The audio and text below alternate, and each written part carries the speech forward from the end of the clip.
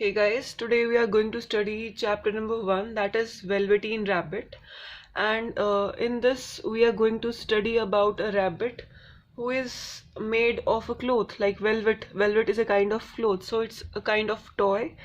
So we are going to study about this rabbit, and this story is basically written by Margery Williams, and she was born in London, England, and she is an English American author. English American का मतलब क्या हुआ कि वो पैदा हुई है England में, लेकिन वो कहाँ पे रही है, अमेरिका में.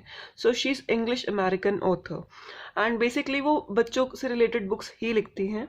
एंड उन्होंने राइटिंग प्रोफेशन 19 की एज में स्टार्ट कर दिया था. लिखती हैं तो क्या बोल सकते हैं, लिखती थी. उनकी DOB अगर तुम देखोगे पूरा प्रॉपर तो it is she was born in 1881 and she died in 1944. So उन्होंने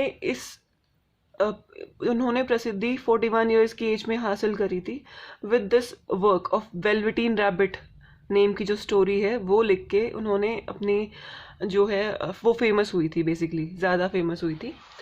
and I have already told you to do this. Now we'll be directly moving towards our chapter. Velveteen rabbit जो है basically वो काफ़ी अच्छा गप्पू सा rabbit था. Okay and उसका जो कोट था वो ब्राउन कलर का था, मतलब ब्राउन एंड वाइट कलर के स्पॉट्स थे उस पर. और उसके जो फेस पे जैसे बियर्ड्स होती हैं रैबिट्स के, तो वो जो है वो रियल टाइप में बनी हुई थी. और उसके जो ईयर्स थे वो पिंक सेटीन क्लोथ से लाइंड अप थे. सो क्रिसमस मॉर्निंग में क्या हुआ था, जब वो उसको बिठा रखा था वहाँ पे और उसके पैरों के बीच में एक फ्लावर था एंड वो काफ़ी अच्छा लग रहा था. तो और भी बहुत सारे टॉयज़ और बहुत सारी और चीज़ें रखी हुई थी, nuts, oranges, toy engine, chocolate elements, clockwork mouse and there were lots of things. And इन सब में से जो है rabbit was the best. At least 2 घंटे के लिए लड़के को ऐसा लगा, द बॉय फेल्ट, जिस बच्चे का वो रैबिट था उसको ऐसा लगा कि he just loved it for 2 hours. All right. लेकिन फिर क्या हुआ कि आंटी अंकल आ गए, फिर वो लोग सारे रश करने लगे. रश हो गया था काफ़ी, इधर उधर टिश्यू पेपर कलेक्ट कर रहा है, कोई कुछ कर रहा है, कोई गिफ्ट्स को अनरैप कर रहा है, तो सब इसी चीज़ में लग गए थे. फिर क्या हुआ कि और बहुत सारे गिफ्ट्स थे, तो बच्चा जो है उनमें बिजी हो गया और वो जो रैबिट था उसको भूल गया.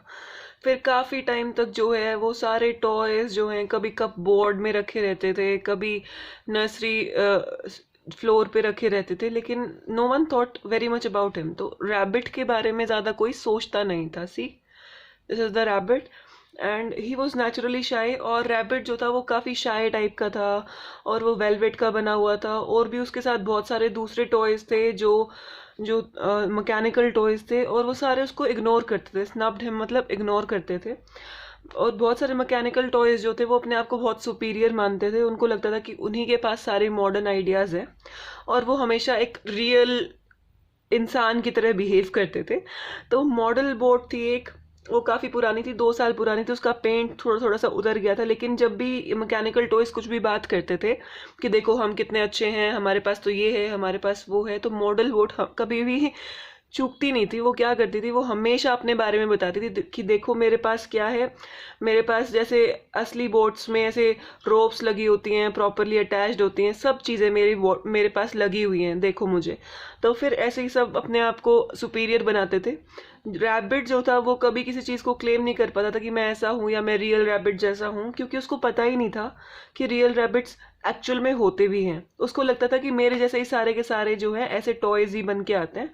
सो डस्ट, एक जो पुराना वेस्ट मटेरियल जो उससे ही सब रैबिट्स को बनाया जाता है, और कोई ऐसे एक्चुअल में रियल रैबिट एग्जिस्ट करता नहीं है. रैबिट को, उस वेलवेटीन रैबिट को ऐसा लगता था. तो फिर जो था एक टिमोथी था. वो कौन था? Timothy was this lion. ये वुडन लायन था. तो ये भी जो है बना था किसने बनाया था? डिसेबल्ड सोल्जर्स ने बनाया था. और उसका काफ़ी अच्छा ब्रॉड व्यू था. वो काफ़ी मतलब खुली सोच का लायन था.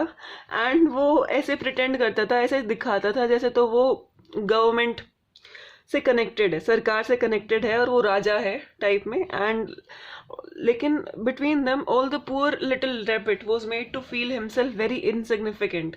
तो क्योंकि सारे टॉयज अपने आप को बहुत अच्छा दिखाने की कोशिश करते थे, रैबिट को लगता था कि वो बहुत अनइम्पॉर्टेंट है, उस वो ज़्यादा इंपॉर्टेंस नहीं रखता है इस इन सब टॉयज़ के बीच में, और वो एक बहुत ही ऑर्डिनरी टॉय है, बहुत ही आम टॉय है। एंड सिर्फ एक ही ऐसा टॉय था, एक ही ऐसा पर्सन था जो उसको सही समझता था, वो था स्किन हॉर्स। स्किन हॉर्स वहाँ पे सबसे पुराना टॉय था।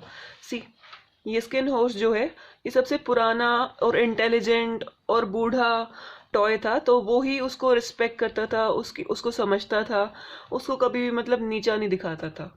तो स्किन हॉर्स जो है वो सबसे ज़्यादा लंबे टाइम तक रहा है। देखो उसके जो है बीच में ये कपड़ा सा है, ये फट भी चुका है, तो कितना पुराना वो टॉय हो चुका है, यू कैन सी दैट।